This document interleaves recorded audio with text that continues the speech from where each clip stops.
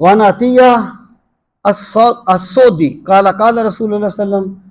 لا يبلغ العبد ان يكون من المتقین حتى يدع ما لا بأس به حذرا لما بعث۔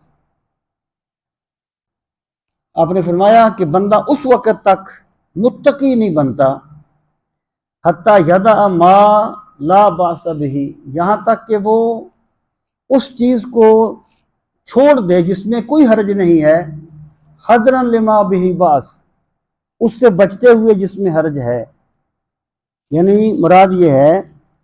حضرت عمر فرماتے تھے نا کہ ہم 9 چیزوں کو اس لیے چھوڑ دیتے ہیں کہ ان میں 10واں حصہ شائبہ کا ہوتا ہے۔ 9 حصے صحیح ہوتے ہیں کہ صحیح ہے، ایک حصہ ہوتا ہے کہ صحیح نہیں ہے، تو ہم ایک حصے کے گناہ سے بچتے ہوئے 9 حصے درست بھی چھوڑ دیتے ہیں۔ تو جس بندے نے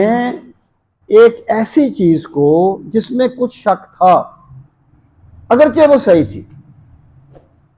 اس کو چھوڑ دیا کیونکہ اس میں کوئی نہ کوئی گنجائش پائی جاتی ہے شک کی،